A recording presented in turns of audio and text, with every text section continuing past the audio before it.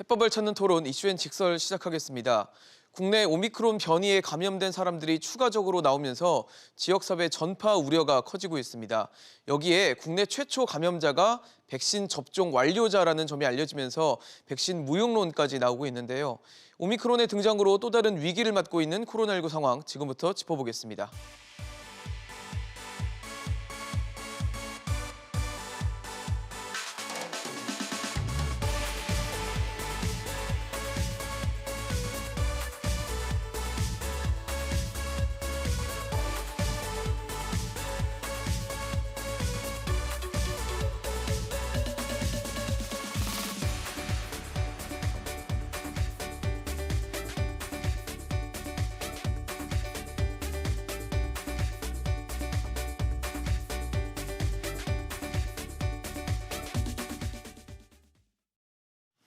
네, 오늘 코로나19와 관련해 도움 말씀 주실 전문가 소개하겠습니다. 한양대 의대 미생물학 교실 이근화 교수 나오셨습니다. 어서 오십시오. 네, 안녕하십니까. 이근화입니다. 네.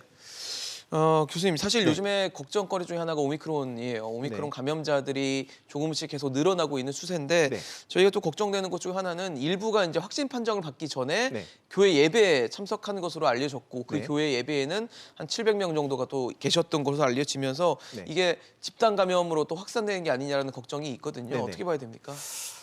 결론적으로 말씀드리면 집단 감염의 가능성이 있습니다. 그래서 그 이유는 우리가 이제 오미크론 변이 바이러스의 이제 특징을 보게 되면 우리가 이제 바이러스가 세포에 감염이 될 때 그 사용하는 게 보면 스파이크 단백질이거든요. 이 스파이크 단백질의 유전자에 32개의 변이가 있습니다. 참고로 우리가 델타 변이 바이러스 같은 경우는 12개의 변이가 있거든요. 그러니까 그 얘기는 결국 세포에 침입을 잘할 수 있다는 얘기고 세포에 침입을 잘한다는 게 결국 이제 감염력이 높다라고 볼 수가 있고요. 그다음에 이제 그 남아공의 어떤 역학 조사한 결과를 보게 되면 그러니까 남아공이 이렇게 오미크론 변이 바이러스 처음으로 이제 보고를 했습니다. 했는데 오미크론 변이 바이러스를 처음으로 보고하기 8주 전 같은 경우는 우리 이제 일일 신규 확진자 수가 한 100에서 한 200명 정도 나왔거든요. 나왔는데 우리가 이제 발표했을 때 보면 한 2,400명 정도, 2,500명, 2,000명 중반대가 나왔죠. 그다음에 지금 보게 되면 16,000명 정도 나오고 있습니다. 따라서 이런 이제 이 역학 어떤 조사한 결과를 보게 되면 결국은 이 오미크론 변이 바이러스는 전파력이 아주 세기 때문에 그래서 이제 아까 뭐 앵커분께서 말씀하셨지만 우리가 이제 어떤 교회에서 확진되기 전에 출입을 했기 때문에 어떤 집단 감염 이런 것들이 이제 생길 가능성은 이제 높다라고 볼 수가 있습니다. 굉장히 좀 걱정스러운 상황이 되지 않을까라는 우려가 나오는 것 같은데 사실 이 국내 최초의 오미크론 감염자 지금 부부로 지목되고 있는 분들이 백신을 맞으셨더라고요. 모더나 백신이 2차까지 맞았던 것으로 알려지면서 많은 분들이 그런 걱정하시는 것 같아요. 백신 맞아도 오미크론은 못 막는 거 아니냐 이런 걱정하시는데 이거는 맞습니까? 그 백신의 어떤 타겟이 되는 부위가 이제 스파이크 단백질 부위가 되거든요. 제가 이게 조금 전에 스파이크 단백질에 대해서 변이에 대해서 이제 말씀을 드렸는데 이쪽에 변이가 있게 되면 백신을 맞았을 때 생기는 중화항체가 결합을 잘 안 할 수가 있어요. 그렇게 되면 원래는 붙어야지 뭔가 중화가 되면서 그게 이제 거군요. 잘 안 붙는 거죠. 잘 안 붙어서 이제 백신의 효능이 떨어질 수는 있지만 그게 뭐 완전히 이제 뭐 백신을 맞았을 때 효과가 완전히 없다라고 이제 볼 수는 없는 거고요. 그다음에 이제 우리가 이제 백신을 맞았을 때 효과 중에 하나가 중증도를 떨어뜨린 거거든요. 그러니까 우리가 이제 백신을 맞은 사람이 지금 얘기하는 돌파 감염이 있더라도 중증도가 떨어져요. 위중증이나 혹은 사망으로 가는 확률이 낮아진다는 거죠. 그러니까 예방은 100% 못할 수 있겠지만 돌파 감염이 됐을 때 중증도가 떨어뜨리는 게 이제 백신을 맞는 효과이기 때문에 백신을 이제 맞는 게 좋은 거죠. 그럼 여전히 오미크론에 대해서 충분한 효과는 나타나지 못하더라도 백신을 맞는 게 낫다는 말씀이신 거죠? 그렇죠. 현재까지는 그렇습니다. 사실 일각에서는 그런 얘기가 나오더라고요. 오미크론이 상대적으로 전파력은 세도 상대적으로 좀 위중증으로 가는 경로가 좀 낮다면 이번 뭐 코로나 팬데믹의 종식을 좀 앞당길 수 있는 뭐 일종의 성탄절 선물이 될 것이다 이런 얘기가 있던데 이거는 어떻게 해석해야 되는 얘기예요? 그게 이제 한 2가지 정도 이유 때문에 그런데요. 그러니까 앞에서 말씀드렸지만 오미크론 변이 바이러스 첫 보고가 이제 남아공에 있었습니다. 그래서 뭐 쿠체 박사인가 그분이 이제 보고를 하셨는데 우리 이제 환자 수는 많지는 않지만 보면 이제 오미크론 변이 바이러스에 감염이 됐을 때 나타나는 임상 증상이 뭐냐면 특이적인 가벼운 증상이거든요. 특이적이라는 게 뭐냐면 그 감염이 됐을 때 보면 피로도가 아주 피로감이 올라가고요. 그 대신에 우리가 이제 델타 변이 바이러스나 이런 코로나19 바이러스에 감염이 됐을 때 보면 미각이나 후각의 소실인데 그게 없습니다. 없고. 없어요. 네. 그래서 이제 그다음에 이제 오늘 아침에 이제 보니까 이제 남아공에서 이제 그 연구한 결과들이 있던데 보면 경미한 증상이라고 돼 있거든요. 그래서 우리나라 같은 경우도 지금 이제 오미크론 변이 바이러스 확진자가 12분 정도 나오셨는데 숫자가 많지는 않지만 이분들이 이제 경미한 증상으로 이제 알려져 있거든요. 그다음에 이제 또 하나는 어제 이제 미국에서 이제 나온 이제 이거는 연구한 결과가 되는데 보면 이제 이런 오미크론 변이 바이러스 같은 경우는 보면 HCOV 뭐 2992라는 얘가 이제 감기를 일으키는 코로나 바이러스라고 보시면 됩니다. 감기를 일으키는 코로나 바이러스는 전파력이 세면서 증상이 약하거든요. 이 바이러스 유전자를 가지고 있다는 거죠.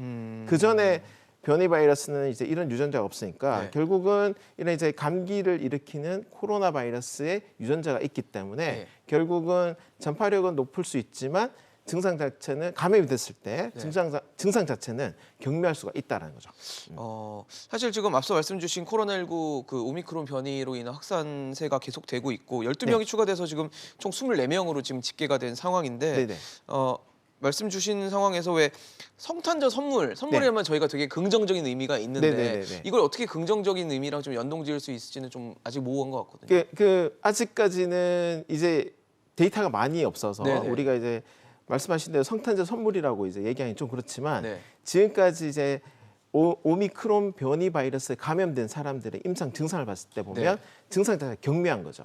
경미하니까 결국은 전파력이 세면서 증상 자체가 경미한 바이러스가 감염이 되면 전파력이 높고 그 증상이 강한 델타 변이 바이러스를 얘보다는 얘가 우세종이 잘 될 수가 있는 거죠. 지배적으로 우세종이 되면서 지배적으로 되면서 사람들 사이에서 많이 돌지만 증상 자체가 경미하니까 그러면 이제 결국은 증상 자체가 경미하니까 우리가 이제 말씀하신 대로 이제 성탄절 선물처럼 이제 종식시킬 수 있지 않을까 그런 거죠. 기대감을 갖게 하는 뭐 그런 그렇다고 부분이 해서 있을 것이다. 코로나19 바이러스가 완전히 없어지는 건 아닌 거죠.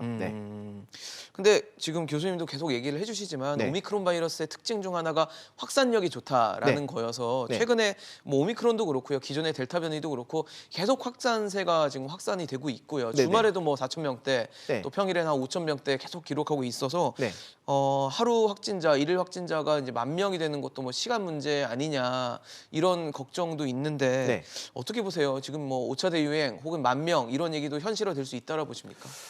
지금 우리가 이제 그 백신 접종률, 접종 완료율이 70%가 됐을 때 우리가 이제 단계적 일상 회복을 시작했거든요. 그게 보면 11월 1일입니다. 11월 1일 날 그 일일 신규 확진자 수가 한 1,500명대가 나왔는데 지금 한 달 정도 지났을 때 보면 말씀하신 대로 5,000명 정도가 됐거든요. 그러니까요. 돼서 사실은 이제 앞으로 그 확진자 수가 이제 좀 더 늘어날 가능성이 있어요. 그래서 10,000명까지 갈 수도 있고요. 그래서 있는데 이제 오늘 보면 우리가 이제 거리두기를 좀 강화를 했습니다. 그래서 그렇다면 이제 거리두기를 강화했을 때 그 효과는 한 2주 정도 지나면 나오기 때문에 그러면 이제 어느 정도는 이제 그 확산세가 정체가 될 수가 있어요. 정체가 될 수 있을 거로 이제 보고 있는데 문제는 뭐냐면 위중증자 수거든요. 그래서 우리가 이제 11월 1일 그때 보면 이제 단계적 일상 회복을 갈 때 보면 1단계를 갈 때 보면 위중증자가 한 200에서 300명 정도 나왔는데 지금은 700명대 한 중반 정도 나오거든요. 그러니까요, 많아요. 그러니까 위중증자가 많이 나온다라는 거는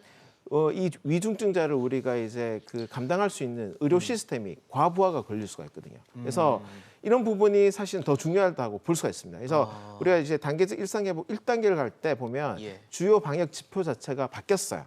그러니까 확진자 수보다는 위중증자 수였거든요. 지금 이제 우리가 거리두기를 하고 하는 이유 중에 하나는 위중증자가 너무 많이 늘어나니까 그러면 결국 이제 치명률 자체가 올라가고 의료 시스템이 과부하가 오기 때문에 그래서 이런 부분에 대해서 우리가 이제 좀 더 염려를 할 필요가 있는 거죠.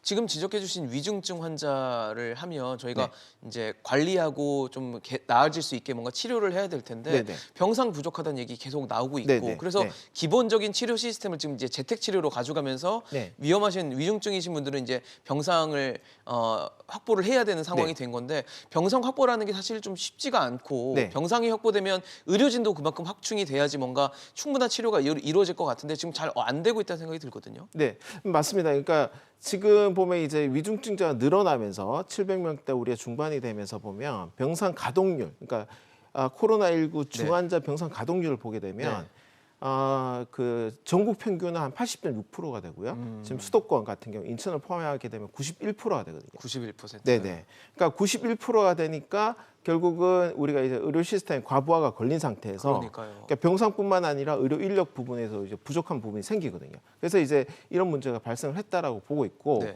오늘 이제 보면 이제 어떤 사회적 거리두기를 강화한 부분이 이런 부분에 때문에 이제 우리 어떻게 보면 사회적 거리두기를 강화했다라고 볼 수가 있거든요. 네.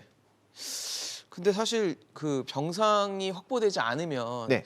신규로 계속 증가되는 위중증 환자를 결국은 수용하지 못해서 네. 이분들이 뭐 이제 이동 중에 혹시 사망하시거나 이런 안타까운 일이 발생할 수도 있는 거 아니겠습니까? 그렇죠. 그래서 이제 그 조금 전에 얘기했지만 병상 확보가 잘 안 돼서 네. 결국은 우리가 이제 재택 치료를 하게 되는 그러니까요. 거고요. 그래서 재택 치료를 했을 때 이제 가장 큰 문제는 그 재택 치료를 받고 계시는 분이 불안한 거죠. 그렇죠. 그러니까 우리가 이제 보면 하루에 한 2번 정도 병원하고 비대면으로 전화 통화를 통해서 보면 오전 오후에 보면 하게 되거든요. 확인을 하는 거군요. 네네. 그러면 그랬을 때 보면 우리 이제 확진자를 받아서 재택 치료를 하다가 증상이 아주 악화될 수가 있잖아요. 그렇죠. 네. 그러니까 그런 문제가 분명히 생기거든요. 그러면 그래서, 빨리 병상으로 가야 되는 거예요. 네네. 그래서 그런 부분에 우리가 이제 병상 부족 때문에 결국은 우리가 이제 그 재택 치료를 하는 거고요. 네. 그래서 이런 재택 치료를 했을 때 어떤 매뉴얼 이런 부분은 좀 더 이제 보강할 필요가 있습니다. 네.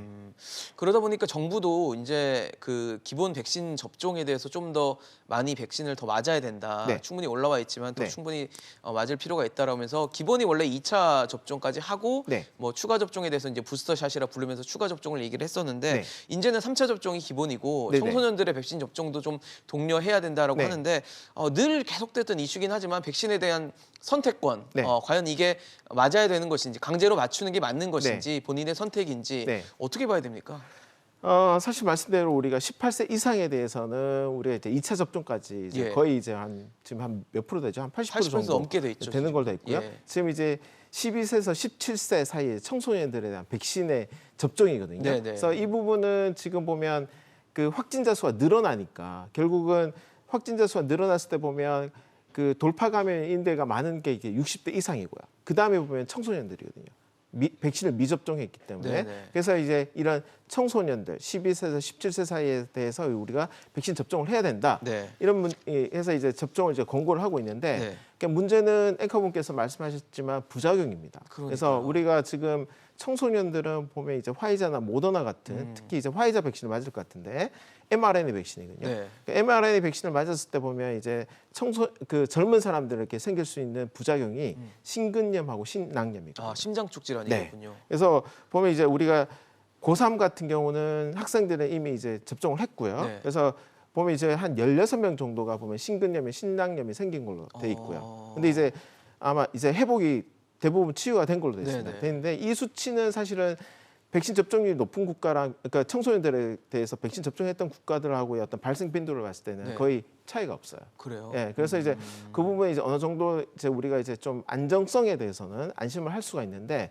말씀하신 대로 이제 어떤 부작용이 생기기 때문에 이 부분에 대해서 우려 때문에 결국 이제 백신을 기피하게 되는 거거든요. 네. 그래서 이런 청소년들의 어떤 백신 접종 같은 경우는 우리가 이제 소아 청소년 전문의하고 충분한 어떤 상담을 통해서 네. 우리가 백신 접종이 이루어져야 될 것 같고요. 또 하나는 어떤 이제 청소년들에서 백신을 맞았을 때 어떤 생길 수 있는 이상 반응들 네. 이런 것들에 대해서는 방역 당국에서 이제 좀 더 이제 투명하게 정보를 공개를 하는 게 이런 청소년들에서 어떤 백신 접종률을 좀 높이고 그다음에 이제 어느 정도 좀 안심하면서 네. 백신 접종할 수 있는 방법이 아닐까 그렇게 생각이 듭니다. 네. 일단 현재 상황에서는 저희가 이제 코로나19 상황에서 단계적으로 일상 회복을 가까이 나아가다가 네. 이제 멈춰 섰어요. 이제 네네. 한 달 정도 하다가 이제 네. 멈춰 선 상황이고 네. 4주간의 기간을 좀 두고 보겠다라고 네. 하는데 저희가 가장 궁금한 것 중 하나는 4주 후에는 네. 다시 우리가 일상 회복을 향해서 네. 나아갈 수 있을 것인가일 네. 것 같거든요. 네. 어떻게 보세요? 제가 생각할 때는 위중증자 수가 중요한 것 같습니다. 그러니까 지금 이제 말씀드렸지만 위중증자 수가 이제 700명대 중반이 나오면서 네. 결국은 우리가 이제 사회적 거리두기 강화를 갔거든요. 예. 그래서 위중증자 수가 만약에 떨어진다면 이게 한 200명, 300명 정도 나온다 그러면 저는 그러니까 우리가 지금 얘기하고 있는 그 일상 회복으로 네. 단계적 일상 회복으로 갈 수 있을 거로 생각하거든요. 근데 뭐 여전히 만약에 이제 이 위중증자 수가 700명대를 계속 유지를 한다 그러면 지금에 있는 어떤 의료 시스템은 과부하가 걸릴 그렇겠죠. 수가 있기 때문에 이제 가기 힘들다고 보는 거죠. 네. 결국은 위중증 환자를 어떻게 우리가 컨트롤하고 관리할 수 있느냐가 좀 관건이 되지 않을까 싶네요. 네, 맞습니다. 네. 알겠습니다. 오늘 말씀 여기까지 듣겠습니다. 지금까지 이근화 교수와 코로나19 상황에 대해서 짚어봤습니다. 오늘 말씀 고맙습니다. 네, 감사합니다.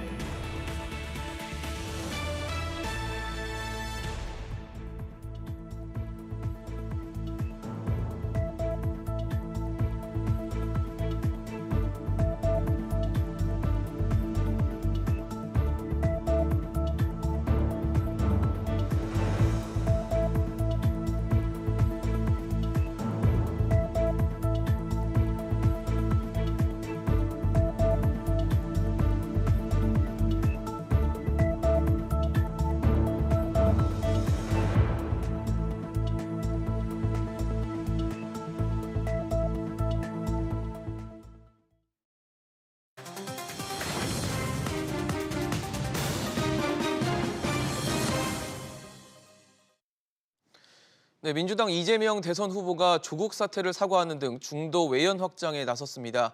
그런가 하면 극적으로 당내 갈등을 봉합한 국민의힘 윤석열 후보는 선대위를 재정비하고 표심 잡기에 나섰는데요. 지지율 박빙의 상황 속에서 여야 대선 주자들의 행보 지금부터 짚어보도록 하겠습니다. 오늘 도움 말씀 주신 두 분 소개하겠습니다. 부산 가톨릭대 차재원 특임교수, 김수민 시사평론가 나오셨습니다. 어서 오십시오. 안녕하세요. 네.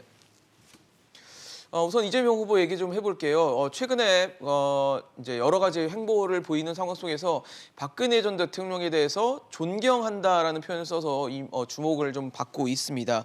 당초에 박근혜 전 대통령에 대해서는 뭐 사면에 대해서 좀 반대하는 입장을 밝혔는데 이번에는 뭐 우리 존경하는 박근혜 전 대통령께서도 대통령하다 힘드실 때 대구 서문시장을 갔다라는 얘기를 하면서 이 존경하는의 표현에 좀 관심이 쏠리고 있는데 이거 어떻게 해석해야 되는 거예요? 일단 뭐 이재명 후보 측에서는 뭐 일반적인 표현이라는 식으로 지금 톤다운을 하고 있습니다. 뭐 아무래도 앞서 말씀하신 것처럼 사면에 반대하면서도 네. 또 이 존경하는 표현에서는 이런 약간 앞뒤가 맞지 않는 그런 부분들 그리고 커요.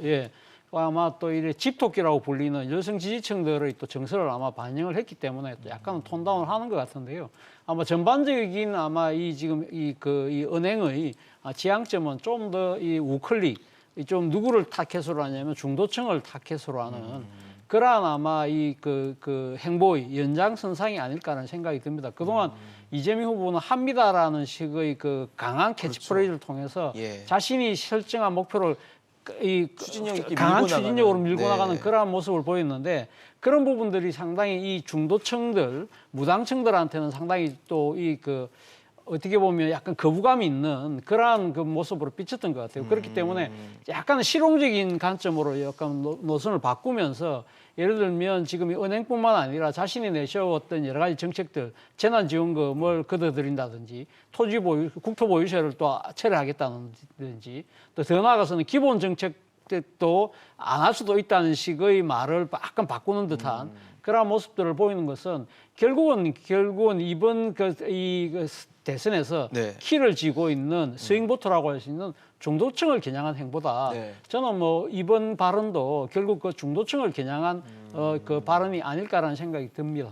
중도층을 겨냥한 발언이었다라고 주셨는데 사실 박근혜 전 대통령이 이제 국정농단 사건에 연루가 돼 있고 그래서 지금 이 부분에 대해서 사면을 또 반대하는 목소리를 냈기 때문에 존경한다는 표현이 좀 그동안의 스탠스와는 좀 다른 게 아니냐라고 보고 있는 것 같거든요.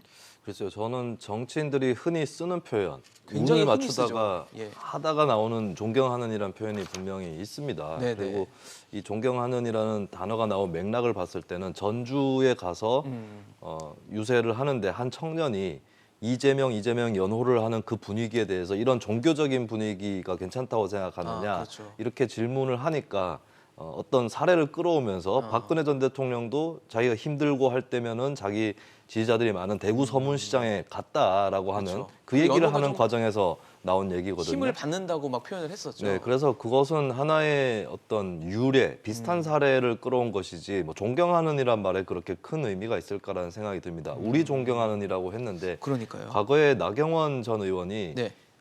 자유한국당 원내대표 시절에 얘기를 하다가 우리 아베 총리 뭐 이런 얘기를 한 적이 있어요. 그래가지고 나경원 전 의원이 뭐 친일파냐 이런 비판이 있었는데 이게 보니까 저도 그렇고 주변 사람들도 보면 얘기를 특히 나이가 들수록 더 그렇더라고요. 같은 사람일지라도. 그러니까 우리라는 말을 이렇게 꺼내는 습성이 있는데 그게 말습관 같이. 네, 말습관이죠. 그러니까 자기 편이다. 뭐 네네. 나하고 같은 편이다, 우리다 이런 뜻이 아니라 네네. 뭐 하다가 보면은 그렇게 나오는 그런 단어인 것 같고 존경하는 국회에서도 보면은 국회의원들이 상대 당 의원한테 네, 존경하는 의원 막 뭐, 공격을 네. 하면서도 존경하는 이렇게 얘기를 하거든요. 그래서 비아냥의 의미가 좀 들어가 있는 그런 경우도 상당히 있기 때문에 이 부분을 가지고 너무 과대해서 그렇게 평가를 할 필요가 있을까라고 하는 거고 오히려 저는 이 발언에서 기분 나빠해야 될 사람들은 대구 서문시장에 계신 분들이라고 생각합니다. 마치 박근혜 전 대통령의 팬클럽인 것처럼 묘사가 비춰지게. 됐는데 아무래도 자기 지지자가 많은 쪽에 가면 많은 지역이 있기 때문에 그렇죠. 그 중에 하나인 지역이라고 할 수 있겠지만 서문시장이라는 곳은 말 그대로 시장입니다. 거기에는 여러 가지의 정치 성향을 갖고 있는 사람들이 있는 것이고 그렇기 때문에 그런 특정한 시장을 가지고 박근혜 전 대통령의 지지 기반인 것처럼 묘사하는 것. 네. 그러니까 어떤 지역하고 정치성하고 계속해서 등치시키고 네. 유형화시키는 거 이런 것들은 좀 조심해야 될 어법이 아닌가 생각합니다. 알겠습니다. 하지만 지금은 뭐 이제 여러 가지 의미나 이런 것들을 심각하게 부여하지 않아도 되겠다는 말씀을 주셨지만 이 조국 사태는 좀 다른 것 같습니다. 뭐 지난번에 방송기자 클럽 토론회에서도 그렇고 이번에도 다시 한번 조국 사태에 대해서 이재명 후보가 이 사과를 하는 모습을 보이면서 뭐 이거는 좀 진정성이 담긴 게 아니냐 여러 가지 얘기가 나오거든요. 일단 뭐 조국의 강을 건너야만 이번 대선에 승리할 수 있다는 생각 분명히 하고 있는 것 같습니다. 그만큼 이재명 후보 입장에서는 어떻게든 선거를 이기겠다는 의지가 아주 그러니까 지금 녹여져 있는 그러한 은행이 아닐까 하는 생각이 드는데요. 사실은 뭐 지금 이런 부분들에 대해서 이 당내에서는 반발이 나오고 있죠. 추미애 전 법무부 장관 같은 경우는 아주 직설적으로 지금 반발을 하고 있거든요. 네. 그런 측면 때문에 사실 이재명 후보가 이걸 다시 걷어들이는 것이 아닐까라는 이야기가 있었습니다만 네. 어제 또 그런 이야기했어요. 국민이 잘못했다고 하면 잘못된 것이다. 이 이야기 자체는 앞서도 말씀드린 대로 본인이 지금 현재 가장 공격해야 될 그러니까 이 지금 계층이 타깃이 일종의 중도층이라는 것이죠. 그러니까 중도층이 상당히 비판을 갖고 있는 부분이 조국 사태라고 한다면 그 부분에 대해서는 언제든지 자기는 사과할 사과하고. 용의가 있다. 그 이야기는 뭐 이재명은 합니다가 아까 약간 철회의 논란이 있었다고 하지만 본인 입장에서 민심이 천심이다. 내가 민심을 따라가는 모습을 보이겠다는 이야기를 분명히 하고 있는 것이죠. 그런 바탕 위에서 약간 차별적인 또 이 말도 하고 있습니다. 예를 들면 내가 말한 부분은 내가 사과한다면 민주당의 책임이었다는 부분이거든요. 네네. 그러니까 이 예를 들면 이 윤석열 총장이 지휘하던 검찰의 무지막지한 먼지털이식 잘못된 수사 관행은 나는 인정 못하지만 그렇다고 해서 조국 전 법무부 장관이 이 저질렀던 여러 가지 기만과 위선의 행위에 대해서는 우리가 감쌌던 부분은 안 된다는 부분은 분명히 이제 선을 가르는 실망을 것이죠. 하고 있기 때문에. 그런 측면에서 본다고 한다면 일종의 큰 대선의 네. 그 전략 위에서 조국 사과에 대해서도 상당히 나름대로 아주 이 칼날을 아주 이 정교하게 네. 자르면서 민심을 향해 가겠다는 그러한 의지로 읽힙니다. 그럼 뭐 진정성 없는 얘기라고 봐야 됩니까? 사과에 조국 사태 대해서요. 사과를 지금 네. 재차한 상황에 대해서. 이게 사과를 하는데 무엇에 대한 사과인지가 굉장히 불명확하다는 생각이 듭니다. 그러니까 그 사태에 대해서 조국 사태에 대해서 공정이라는 키워드를 가지고 왔는데 네. 사실 이 문제는 공정의 범위를 넘어서서 불법의 범위로 가고 있는 그런 상황이거든요. 정경심 교수 같은 경우는 아직 대법원 판결은 남아 안 있지만 났죠. 1심, 네. 2심을 통해서 입시 비리에 대한 부분은 적어도 모두 유죄가 났고 그리고 사모펀드도 민주당에서 계속해서 모두 무죄다 이런 워딩들이 나오고 있는데 그 사실이 아니죠. 예, 미공개 정보 이용이라든지 몇 가지 뭐 차명 계좌라든지 이런 것도 유죄로 입증이 된 부분이 있는 것이고 그리고 조 전 장관 부부가 직접적으로 연루되진 않았지만 웅동학원 문제에서도 예. 뭐 불법 비리 채용 이런 것들이 드러나 있는 상태입니다. 근데 여기에 대해서 재판에서도 사실이 어느 정도 나왔고 조국 전 장관도 직접적으로 문서 위조를 한 증거가 있기 때문에 아직까지 1심 판결은 안 나왔지만 네. 이거는 공정의 범위를 넘어서서 범법의 범위로 가고 있는 거거든요. 근데 조국 사태라고 하는 것을 돌아보면 조국 사태의 핵심 주역은 조국 전 장관이 아니었습니다. 민주당이었다고 볼 수 있어요. 민주당에서 계속해서 아무 문제가 없다라는 얘기를 했었고 심지어는 서초동 집회를 통해서 검찰 수사를 검찰 개혁을 방해하는 그런 행위라고 몰면서 조국 전 장관의 사실상의 무죄를 주장했던 것이 네. 서초동 집회고 민주당이었습니다. 근데 그 부분에 대해서 반성이 있느냐? 아직까지도 이재명 후보의 핵심 지지자들은 표창장 하나 가지고 징역 4년에 나왔다라는 얘기를 인터넷에서 계속하고 심지어 조국 사태 때 진실을 얘기했던 사람들 상대로 아직까지도 그쪽이 사과해라라고 얘기를 하고 있거든요. 그런 지지층은 그렇게 움직이고 이재명 후보는 무엇에 대해서 사과하는지 모르는 무엇에 대해서 사과하는지 알 수가 없어요. 현재 상태에서는. 네, 그럼 조국 전 장관 임명을 강행한 것이 문제였다는 건지 서초동 집회를 통해서 수사를 방해한 것이 문제였다는 건지 현재까지 드러나고 있는 이 범죄 행위에 대해서 우리가 인정하지 않았던 것을 사과하는 건지 아무것도 지금 분명한 게 없습니다. 저 이런 식으로 가면은 조국 전 장관 1심 판결 나오면 또 사과해야 될 거예요. 그때 또 입장을 밝혀야 될 겁니다. 그때 가서 예전에 밝혔는데요. 이 말 안 통합니다. 뭐에 대해서 사과했는지 말하지 않았기 때문에. 예, 그렇게 이런 식으로 하면 계속해서 단계별로 사과해야 될 것이다. 네, 늦지 않게 입장을 피력해야 되는 거고 저는 기자들도 문제가 있다고 생각합니다. 네. 현장에 있으면 무엇에 대해서 사과하는지 질문을 해야 돼요. 그렇죠.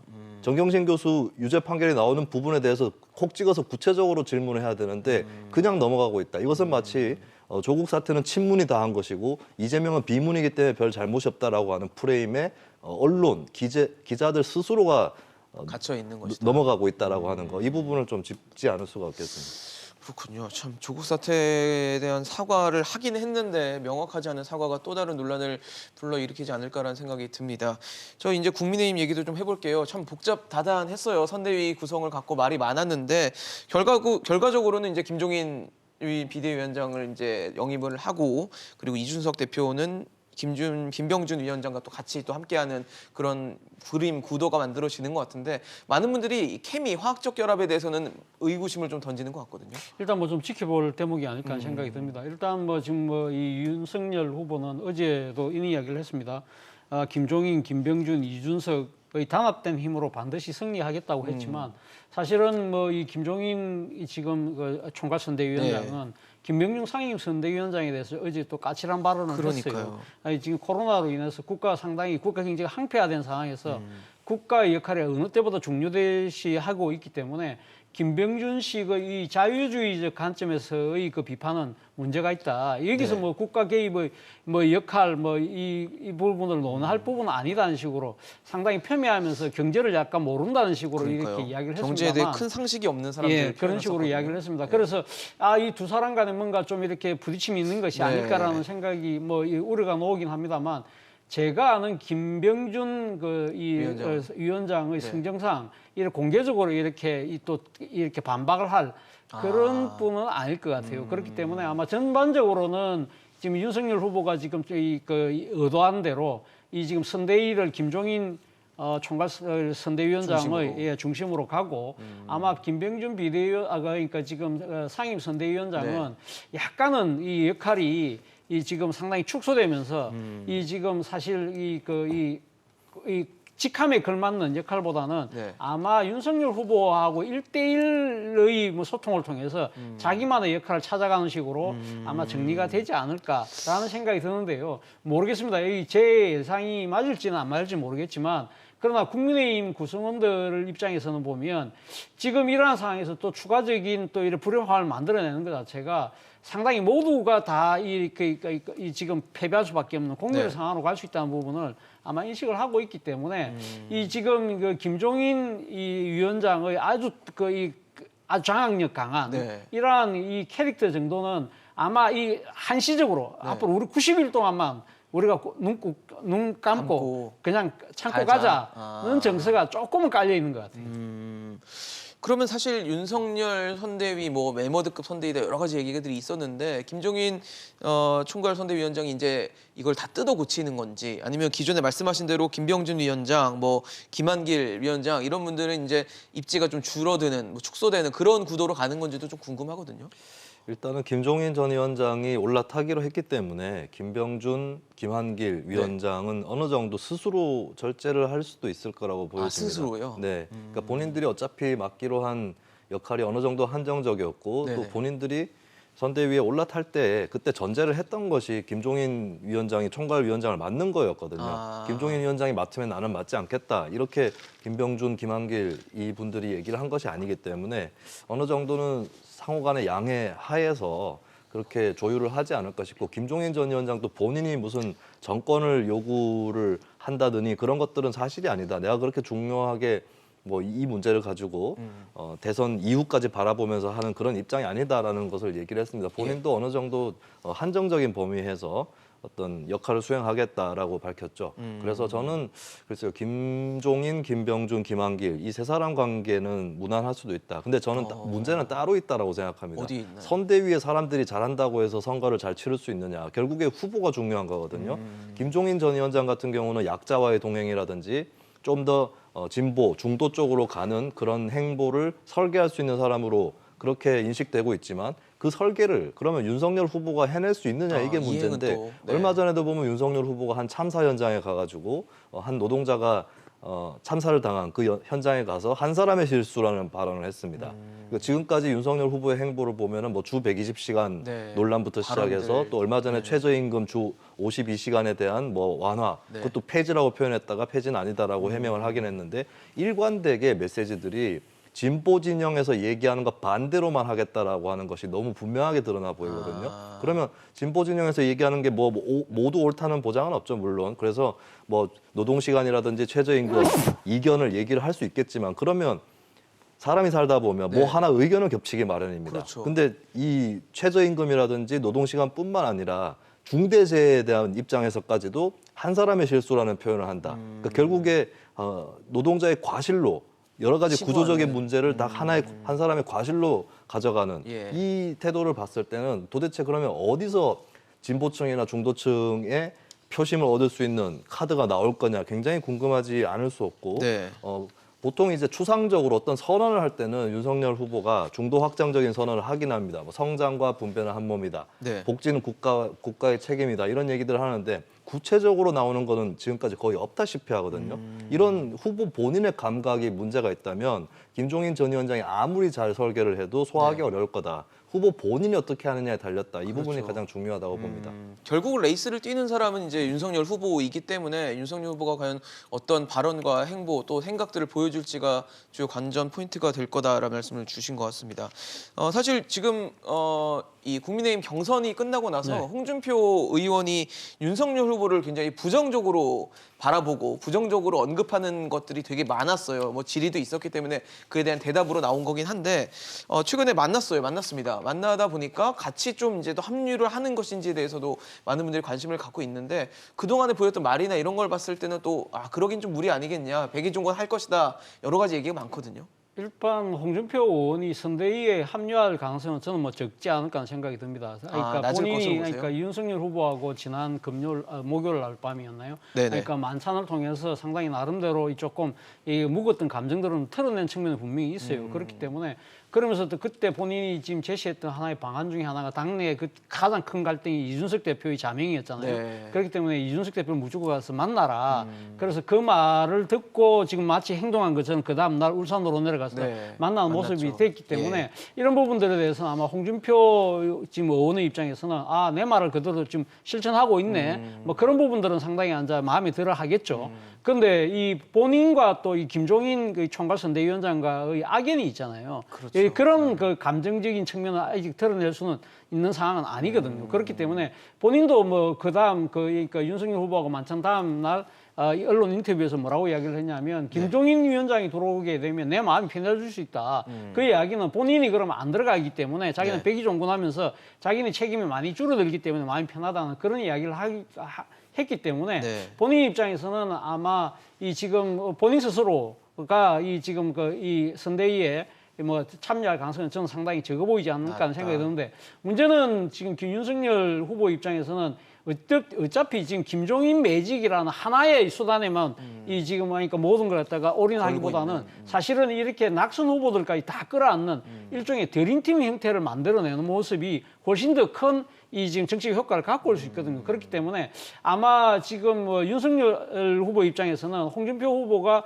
의원이 상당히 한데 자신에게 마음을 많이 열었다고 생각한다면 어떤 식으로든 이 좀 포용하는 모습들은 계속적으로 하지 않을까. 그러나 그렇다고 하더라도 홍준표 의원의 역할은 상당히 한정적일 수밖에 없다는 생각입니다. 사실 근데 홍준표 의원이 뭐 과거에 이제 얘기하는 것들 보면 이재명 후보도 공격하고 이제 윤석열 후보도 비판하는 그런 모습들 뭐 이재명이 되면 나라가 망하고 윤이 되면 나라가 혼란해진다 뭐 이런 대답을 하면서 이제 윤석열 후보도 공격하는 이 모습을 보였기 때문에 과연 선대위의 안에 들어가서 뭔가 역할을 할 것인가에 대해서는 좀 회의적이다라는 뭐 해석들도 있거든요. 홍준표 의원이 했던 말 중에 가장 핵심이 되는 단어는 저는 이번 대선을 홍 의원이 비리 의혹 대선이라고 규정한 그 부분이었다고 봅니다. 그러니까 양 후보가 다 비리 의혹이 있기 때문에 한쪽 뭐 이재명 후보에 대해서 반대하는 건 분명하죠. 국민의힘 당원으로서 홍 의원이 반대하는 건 분명한데 그렇다고 윤석열 후보를 거리낌 없이 지지를 하기는 굉장히 힘들다. 이런 입장이 비리 의혹 대선이라고 하는 그 규정에 들어가 있었던 것 같습니다. 근데 어느 정도 글쎄 요번에 딱 하나가 좀 치워진 게 있는데 고발 사주 의혹이거든요. 고발 사주 의혹에서 손준성 검사는 기소가 돼서 구속은 안 됐지만 기소가 돼서 앞으로 법정으로 가게 되겠지만 윤석열 후보는 일단 거기서 빠져 있습니다. 앞으로도 들어갈 가능성이 굉장히 낮다고 볼 수 있는데 이걸 글쎄 그 홍준표 의원이 이 문제는 털었다라고 해석을 하고 있을지 아니면 법적으로는 안 걸렸지만 내가 봤을 때 이 자신의 직감으로 봤을 때는 윤 후보도 연루돼 있다라고 본 것인지는 모르겠어요. 그 부분에 대한 본인 내면의 판단이 있어야 될 거고 그 외에도 본부장 리스크라고 해서 윤석열 후보 같은 경우는 본인, 부인, 장모 리스크가 있다라고 하는데 이 부분을 좀 홍 의원이 앞으로 더 지켜보지 않을까. 여기서 과연 문제를 잘 털고 갈 수 있을 거냐. 자신이 거리낌 없이 지지할 수 있을 만큼의 그런 처지를 만들어낼 수 있을 거냐 윤 후보가 그런 것들을 좀 지켜볼 수 있을 것 같고 저는 여지는 아직 열려 있다고 봅니다. 그래요? 나중에 특히나 김종인 전 위원장도 이번에 윤 후보가 위기에 처해 있는 상황에서 지지율도 크로스가 되고 있고 이준석 대표하고 갈등을 일으키는 상황에서 등판을 했거든요. 그렇다면 홍준표 의원도 윤석열 후보의 또 다른 위기 국면이 왔을 때 그때 등판 여부를 결정할 수도 있다.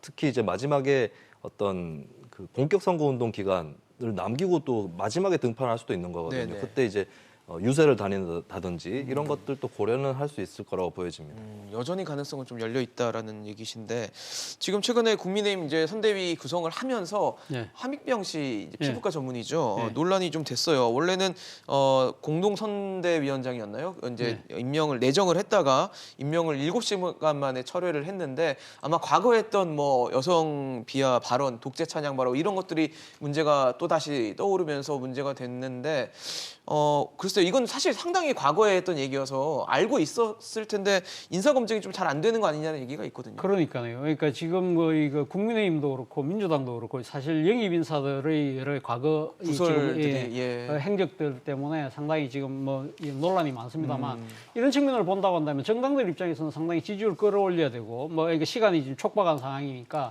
상당히 일종의 그 검증이랄까요. 나름대로 그러한 절차들을 상당히 좀 건너뛰고 있는 측면이 분명히 있는 것 같아요. 그런데 조동현 씨 같은 경우하고 지금 함익병 씨하고는 약간 좀 상황이 다른 게요. 함익병 씨 같은 경우는 뭐 저는 어제 그 이야기를 딱 들었을 때 이 그 위원장으로 영입한다는데 과거 제가 생각했을 때 과거 예능 프로그램에서 했던 발언 때문에 중도 하차했던 그런 부분들이 저도 이렇게 순간적으로 기억이 떠오를 정도인데 그렇다고 한다면 이 지금 조동현 씨 같은 경우는 상당히 한정된 사람밖에 모르는 상황이지만 함익병 씨 같은 경우는 여러 사람이 다 알 수 있는 구조잖아요.